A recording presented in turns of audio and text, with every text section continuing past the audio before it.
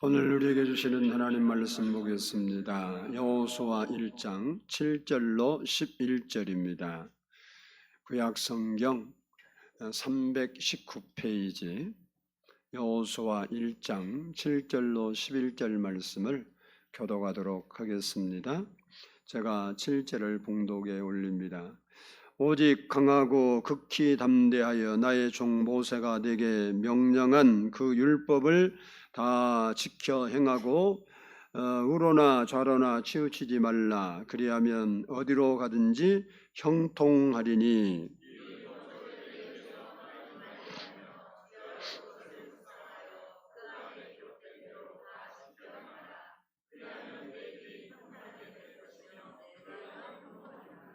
내가 네게 명령한 것이 아니냐. 강하고 담대하라. 두려워하지 말며 놀라지 말라. 내가 어디로 가든지 내 하나님 여호와가 너와 함께 하느니라 하시니라. 진중에 두루 다니며 그 백성에게 명령하여 이르기를 양식을 준비하라. 사흘 안에 너희가 이 요단을 건너 너희의 하나님 여호와께서 너희에게 주사 차지하게 하시는 땅을 차지하기 위하여 들어갈 것임이니라 하라. 아멘. 이 시간에는 성가대의 찬양이 있겠습니다.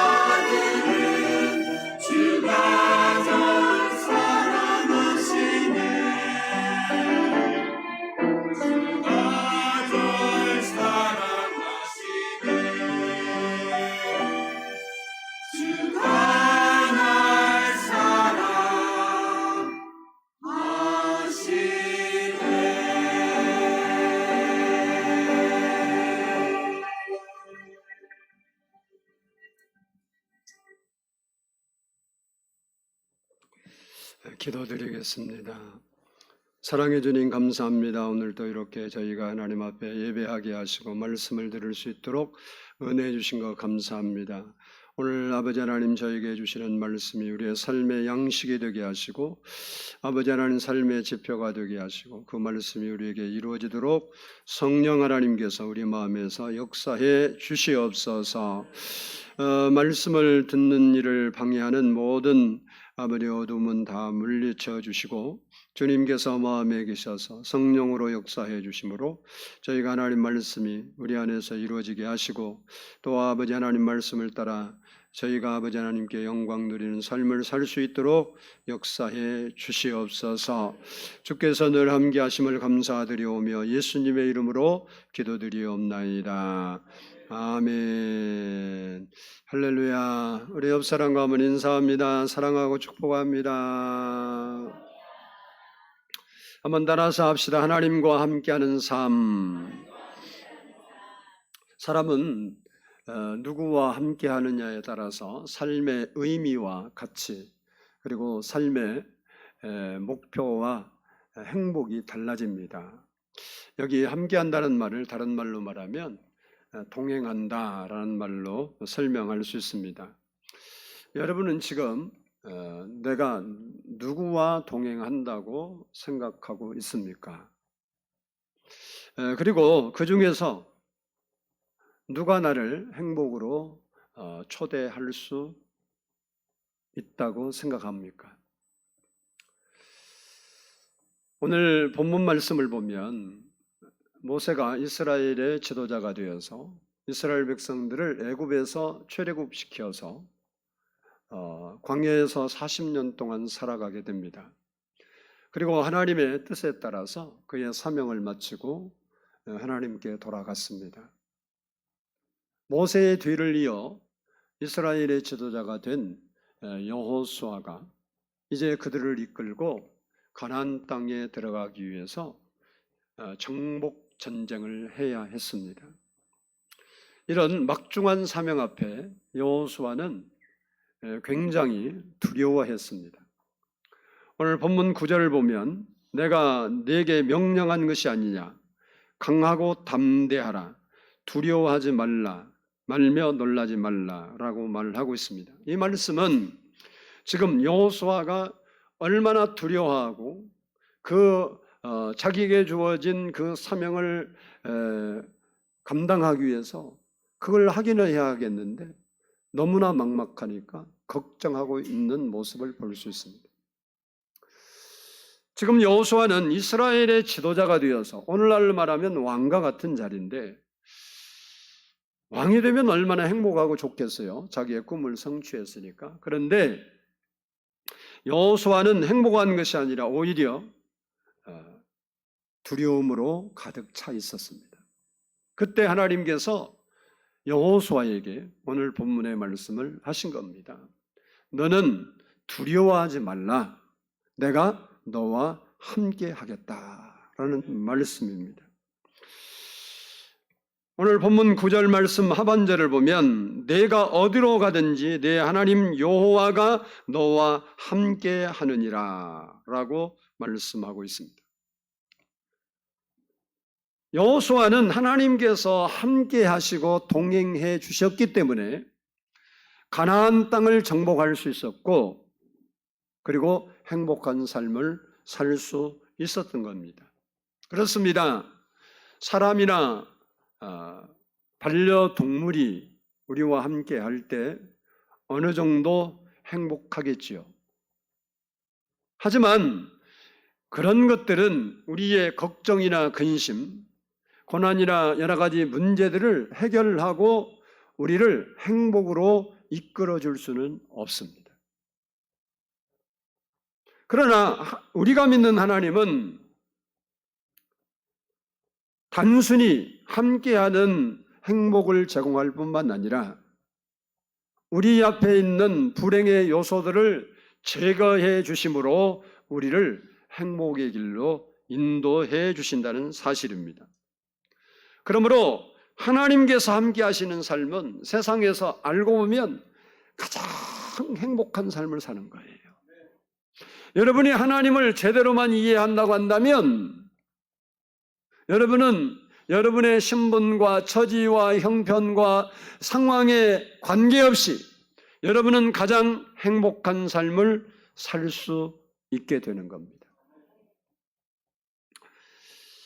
영국을 변화시킨 요한 웨슬레가 죽음을 눈앞에 두고 팔을 팍 들고 기쁨이 넘치는 소리로 죽으면서 외친 거예요. 그게 뭐냐? 내가 항상 하나님께 감사한 것은 하나님께서 늘 나와 함께 하신 것이다 라고 말한 거예요.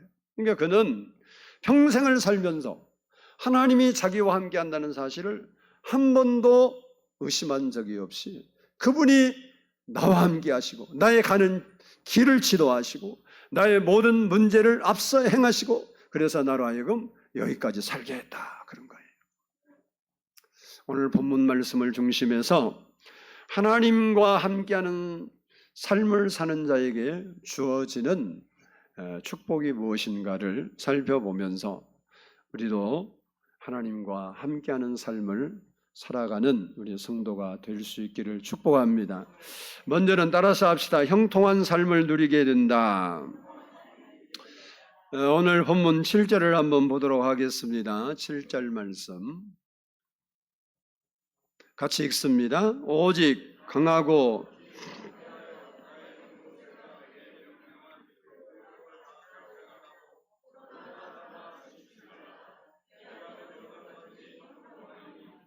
아멘. 여기서 말하는 형통이라는 말은 막힘이 없다는 말입니다. 우리의 인생 여정길에 막힘이 없는 삶을 산다면 얼마나 좋을까요? 그런데 살다 보면 사업 길이 막힐 때도 있고 직장 일이 막힐 때도 있고 또 성공의 길이 막히고 혼사길이 막힐 때가 있습니다. 다시 말하면 막힘이 전혀 없는 삶을 사는 사람은 한 사람도 없다는 겁니다. 하나님을 잘 섬기고 나름 하나님 뜻대로 살기 때문에 나는 하나님과 동행하고 하나님이 함께하는 사람이라고 확신을 가지고 사는 사람도 역시 어려움은 찾아오고 두려움에 노출되고 가는 길에 때로는 희망이 없어 보일 때가 많이 있습니다. 그래서 형통이라는 말은 막힘이 없다는 말이기는 하지만 사람 편에서 하신 말씀이 아니라 하나님 편에서 하신 말씀이라는 겁니다. 사람은 지금 내가 형통한가 아닌가로 판가름을 하지만 하나님은 내 인생의 전생애를 통해서 성공적인 인생을 사느냐 아니냐로 형통을 말씀하신 겁니다. 좀 더 구체적으로 말씀드리면 지금 고난을 당하고 어려움을 겪고 있을지라도 하나님이 나와 함께 하시면 현재의 고난과 문제들을 해결할 수 있도록 도와주실 뿐만 아니라 궁극적으로 주님께서 원하시는 복된 길로 우리를 인도해 주신다는 사실입니다. 이 사실을 우리가 요셉의 생애를 보면 이해하기가 좀 쉽습니다. 형통이라는 말을 창세기 39장 2절을 보면 여호와께서 요셉과 함께 하심으로 그가 형통한 자가 되어 그의 주인 애굽 사람의 집에 있으니라고 말했습니다. 이 말씀 보면 하나님께서 요셉이라는 사람과 함께 했더니 요셉이 형통한 자가 되었다는 말입니다. 그러나 아무리 봐도 지금 요셉의 환경은 축복된 환경이거나 형통한 자처럼 보이지 않습니다.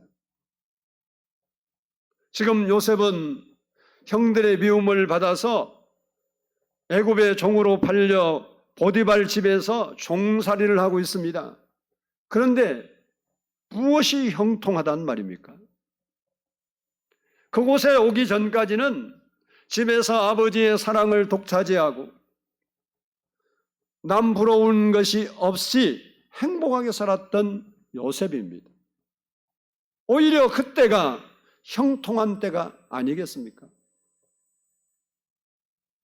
그런데 지금은 한 번도 경험하지 못했던 노예 생활을 하고 하루하루를 고달프고 힘들게 살아가고 있습니다. 누가 봐도 요셉의 생애는 형통이 아니라 불통입니다. 그런데 성경은 하나님이 함께 하기 때문에 형통한 자라 이렇게 말하고 있습니다. 여기 형통한 자가 되었다는 말이 담고 있는 의미가 뭐냐? 첫 번째는 환경을 이기게 하시고 소망을 가지게 하셨다는 겁니다. 요셉은 그동안 한 번도 경험이 없는 농사일을 해야 했습니다. 그리고 노예 생활을 해야 했습니다. 히브리 사람들은 주로 목축업을 하기 때문에 농사일을 거의 하지 않습니다. 근데 반대로 애굽은 목축하는 것을 천하게 대하고 농사 짓는 것을 귀중한 일로 생각하기 때문에 주로 농사를 짓는데, 요셉은 그동안 자라면서 농사일을 배운 적도 없고 해본 적도 없는데 지금 그 일을 해야 되는 거예요. 이 일을 감당할 때 하나님이 그와 함께 하셔서 그 일을 잘 할 수 있도록 지혜를 주셨고, 그리고 그가 하는 일에 복을 주셔서 주인에게 인정받도록 하신 겁니다. 그래서 그가 가지고 있던 꿈을 포기하지 않고 그에게 주어진 일에 최선을 다해서 기쁨으로 감당하도록 하나님이 도와주셨다는 의미입니다. 그리고 두 번째는 따라서 합시다. 그의 꿈이 이루어지도록 인도하여 주셨다. 종살이를 하고 있는 요셉은 아직도 꿈을 포기하지 않고 가지고 있었지만 그 꿈이 어떻게 이루어질 건가에 대해서는 전혀 알 수 없었어요. 다시 말하면 요셉이 장차 총리가 될 것이라는 사실을 요셉은 상상도 못했고 꿈도 꾸지 못했고 생각도 해본 적이 없는 일이에요. 이것은 하나님만 알고 있는 일이었고, 하나님께서 지금 그가 고난의 길을 걷고 있지만 요셉이 애굽의 총리가 될 수 있는 길로 인도하고 계셨다는 겁니다. 그것이 바로 형통한 자라가 된 겁니다.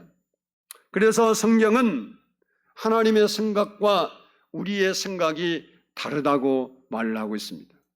우리는 하나님이 우리를 형통케 하시면 걱정거리도 없고 근심거리도 없고 문제도 없고 일이 쫙 풀려서 가면 갈수록 잘 되고 좋은 일이 일어나면 하나님이 나의 인생에 함께하시고 형통할 것이다 이렇게 생각하는데, 하나님은 그러한 우리의 생각과 하나님의 생각이 다르다는 겁니다. 이사야 55장 8절을 보면 이는 내 생각이 너희 생각과 다르며 내 길은 너희 길과 다름이니라 여호와의 말씀이니라 라고 말씀하고 있습니다. 그러므로 우리가 살면서 어려움을 당하고 감당하기 힘든 문제를 만났을지라도 하나님이 나와 함께 하심으로 내가 형통한 자가 되도록 하나님이 요셉을 인도하는 것처럼 나를 인도해 주실 것을 믿고 믿음으로 현재 주어진 일에 최선을 다하며 살아야 된다는 거예요. 사람들은 조그만 어려운 일이 있고 힘든 일이 있고 이해가 되지 못하면 원망하고 불평하고 좌절하고 낙심하게 됩니다. 그러나 하나님을 이해한다면 우리가 그런 삶을 살고 있을지라도 그 하나님은 나를 형통한 자로 만들어서 요셉을 총리로 만든 것처럼 우리의 삶을 복되게 해주실 것을 믿고 우리의 삶에서 낙심하거나 절망하거나 두려워하지 말고 최선을 다해서 현재를 살아가야 된다는 거예요. 예수 믿는 사람들은 힘든 일을 만나고 고난의 일을 만나고 감당하기 어려운 일을 만났다고 이불 쓰고 뒤에서 누워있고 소주병 사다가 정신 없을 정도 마시고 취해서 되는 게 아니에요. 그 삶이 하나님이 나를 형통한 자로 세우는, 형통한 길로 인도하는, 행복으로 인도하는 하나님의 섭리가 그 안에 있음을 예수 믿는 사람은 봐야 되는 거예요. 그것이 성경이 우리에게 이야기하는 겁니다. 그것을 보고 우리는 우리의 주어진 삶에 최선을 다해야 되는 것입니다. 요셉이 겪은 종살이, 감옥살이를 통해 총리로 하나님이 만드신 것처럼 우리가 겪는 여러 가지 많은 문제를 통해서 선이 되게 하신다는 사실을 믿어야 됩니다. 로마서 8장 28절을 보면 우리가 알거니와 하나님을 사랑하는 자 곧 그의 뜻대로 부르심을 입은 자들에게는 모든 것이 합력하여 선을 이루느니라 라고 말씀하고 있습니다. 그래서 하나님과 함께하는 삶은 행복한 동행이요, 복된 삶이요, 형통한 삶이 되는 것입니다.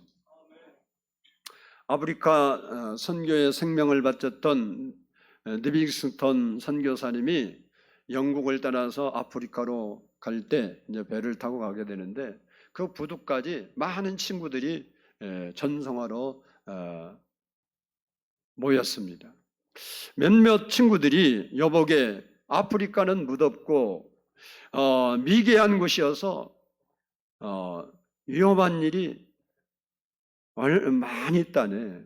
웬만하면 그냥 영국에 있으면서 선교하면 안 되겠나 이렇게 충고를 했어요. 그때 리빙스턴이 이렇게 말합니다. 염려하지 말게 주님과 함께 가기 때문에 별일 없을 것이네. 나는 나 혼자 지금 선교하러 가는 것이 아니라 살아계신 하나님, 전능하신 하나님, 땅끝까지 이르러 복음을 전하라고 명령하신 그 부활의 주님과 함께하기 때문에 그분이 나를 지키실 것이고 그분이 나를 인도해 주실 것이고 그분이 함께 하시기 때문에 걱정 안 해도 된다라고 말했던 것입니다. 그렇습니다. 하나님이 나와 함께 하심을 믿는 사람은 어떤 환난을 만나도 두려워하지 않습니다. 본문의 여호수아도 처음에는 두려움과 걱정에 휩싸였지만 하나님께서 두려워하지 말라, 모세와 함께 있던 것처럼 내가 너와 함께하고 너를 떠나지 않고 너를 도와주고 그 일을 이루리라 이렇게 약속하셨기 때문에 그 약속의 말씀을 믿고 행한 여호수아도 형통한 자가 되어서 가나안 땅을 정복할 수 있었던 것입니다. 우리도 하나님이 나와 함께 하심을 확실히 믿고 나갈 때 형통한 자의 삶을 살아갈 수 있는 것입니다. 주님은 우리에게 세상 끝날까지 함께 하시겠다고 이미 약속하고 있습니다. 마태복음 28장 20절을 보면 볼지어다 내가 세상 끝날까지 너희와 항상 함께 있으리라. 우리 모든 성도들도 하나님이 나와 함께 하심을 믿고 살아갑시다. 때로 힘든 일이 있고 어려운 일이 있어도 그것은 실패고 좌절이고 절망이 아니라 하나님께서 원하시는 길로 접어드는 하나의 징검다리와 같다는 생각을 가지시고 믿음으로 살아감으로 형통한 자로 형통한 삶을 누리며 살 수 있기를 축복합니다.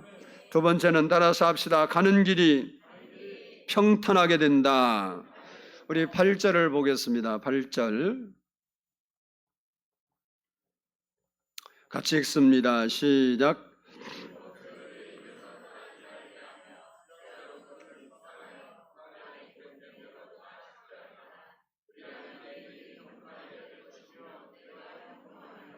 아멘. 이 말씀은 우리가 평탄한 길을 가기 위해서 어떻게 해야 하는지를 세 가지로 설명해 주고 있습니다. 첫 번째는 따라서 합니다. 율법책을 입에서 떠나게 하지 말라.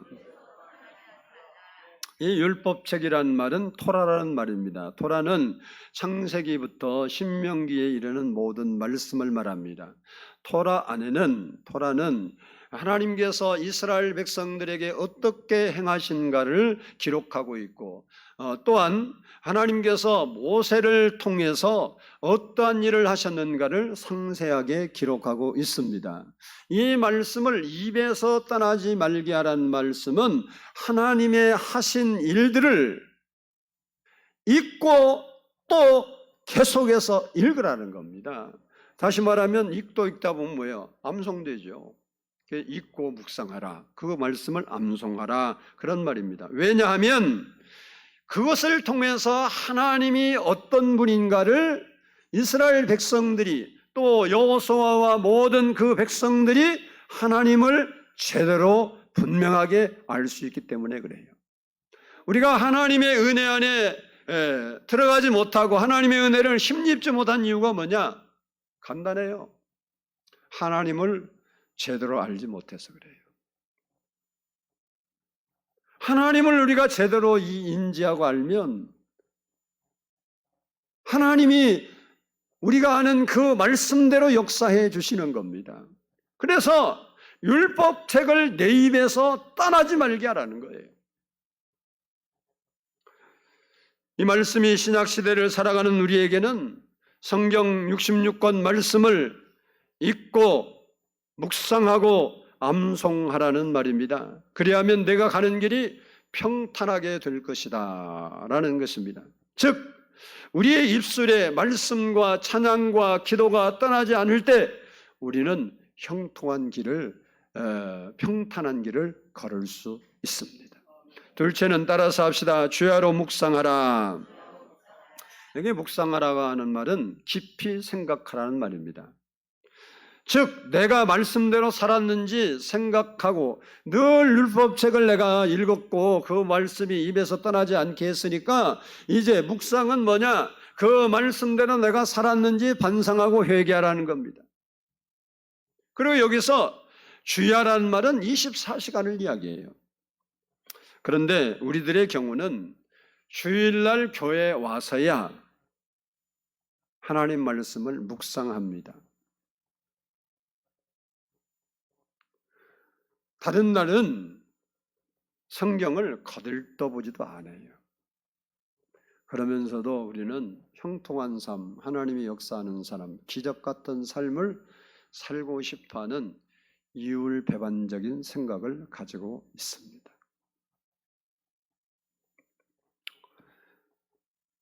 다른 시간들은 신문, 잡지, 핸드폰, TV, 여가 생활 때문에 하나님 말씀을 볼 시간이 없는 거예요. 여러분이 하나님이 나와 함께 하셔야 내 인생길이 형통하고 평탄한다고 믿으면 하나님 말씀을 가까이 하는 것이 정상인 거예요.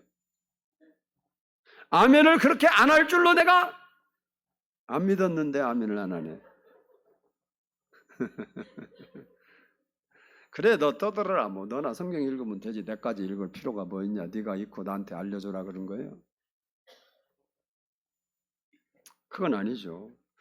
여러분 일주일어치 음식을 모아놨다가 한 끼에 다 먹을 수 있습니까? 못한 것처럼 우리의 영혼의 양식도 그날그날 먹어야 되는 거예요. 이스라엘 백성들이 광야 생활할 때 만나를 먹고 살았습니다. 매일 아침 새벽이 되면 만나가 흰 눈처럼 쌓여 있었어요. 하나님은 이스라엘 백성들에게 그 만나를 그날 먹을 것을 안식일은 이틀 거지만 매일 먹을 그 양식을 거두라고 했는데 게으르고 욕심이 많은 사람들은 야, 안 먹으면 배고프니까 먹기는 해야 하니까 이거 매일 아침에 어떻게 왔다 갔다 하니 그냥 몽땅 거두다가 그냥 매일 좀 나눠서 먹으면 되지. 그리고 그들이 많이 거두다가 보관을 했는데 그 다음날 보니까 그 만나가 부패되어서 냄새가 나서 먹을 수가 없었어요. 그날 먹을 만나는 그날 거두어야 했습니다. 이것처럼 영혼의 양식인 하나님 말씀도 매일매일 먹어야 되는 겁니다. 그래서 주야로 묵상하라고 한 겁니다. 이처럼 우리가 주야로 하나님 말씀을 묵상하면 그 사람은 당연히 하나님 말씀을 따라 살게 되고 하나님 말씀에 따라 살게 되니까 그 삶은 평탄한 길이 될 수밖에 없어요. 왜? 하나님 말씀은 내 길의 등이요 내 길의 빛이 되기 때문에 그 말씀을 따라가는데 어두운 밤길을 가는데 빛이 있어봐요. 물에 빠지고 웅덩이에 빠지고 사고 나는 거 안 나지. 어두워서 잘못 보니까 넘어지고 빠지고 다치고. 우리가 하나님 말씀을 묵상하면 그 말씀이 우리의 인생을 인도해 주신다는 겁니다. 마지막으로 따라서 합시다. 다 지켜 행하라. 우리가 형통하고 평탄한 길을 걷기를 원하면 하나님의 말씀을 다 지켜 행하라는 겁니다. 이 다 지켜 행한다는 말은 말씀의 절대성을 인정하라는 거예요. 이게 뭐 거짓말을 뭐로 지키겠어요, 그죠? 그대로 되니까 지키라는 거잖아요. 그러니까 말씀의 절대성을 인정하라는 거예요. 그리고 말씀을 삶의 중심으로 삼으라는 거예요. 말씀에 순종하라. 말씀을 중심으로 살아가라. 이런 뜻이에요. 그리고 중요한 것은 선별하거나 입맛에 맞는 것만 골라 먹지 마라. 성도들이 자기에 맞는 말씀은 아멘도 크게 해. 근데 자기에게 좀 불리하면 노면해. 선별하는 거예요. 그게 아니에요. 하나님 말씀은 모두 다 지켜 행하라 그런 거예요. 아멘. 내 입맛에 맞는 것만 아멘이고 아닌 것은 노면이고, 그것은 하나님 말씀을 따라 사는 자세가 아닙니다. 다른 말로 말하면 다 지키는 삶이 아니에요. 물론 그 누구도 성경 66권 말씀 하나도 틀리지 않고 다 지킨 사람은 없어요. 그렇게 지킬 수 있으면 예수님이 십자가에 죽으실 이유가 없는 거죠. 못하니까 예수님께서 대신 죽으셨어요. 그러나 우리가 다 지켜 행하는 그 문제에 대해서 못 지켰으면 회개라도 하고, 그것이 안타까운 마음으로 해야 되는데 그건 그거고 이건 저거고, 그래서 자기가 원하는 것만 아멘한다. 그것은 하나님이 원하는 신앙생활이 아닙니다. 다시 말하면 하나님 말씀대로 실천하며 살아라는 겁니다. 개인의 삶에서, 가정에서, 일터에서, 교회에서 하나님의 뜻을 이루며 사는 삶을 말합니다. 하나님은 어떤 사람과 함께 합니까? 말씀을 읽고 주야로 묵상하고 그 말씀에 순종하여 실천하여 사는 사람입니다. 이렇게 하나님과 함께하는 삶은 가는 길이 형통하고 평탄하고 풍요롭게 된다고 오늘 본문은 말씀하고 있습니다. 여호수아가 하나님과 함께 하지 않았다면 그가 어떻게 가나안 땅을 정복할 수가 있었겠습니까? 우리가 꿈을 가지고 이 땅에서 살아가고 있는데 그 꿈을 이루는데 하나님이 나를 도와주시지 않으면 어떻게 이루어갈 수가 있겠습니까? 우리는 우리가 계획하지 않는 많은 문제들이 우리 앞에 놓여 있고 부딪힐 때가 많습니다. 그러나 하나님이 함께 하시면, 하나님이 도와주시면, 하나님께서 형통한 길로, 평탄한 길로 인도하시면 우리의 삶에 복된 삶이 되게 된다는 사실입니다. 바라기는 모든 우리 성도들이 하나님과 함께하는 삶을 살아갈 수 있기를 주의 이름으로 축복합니다. 기도하겠습니다. 사랑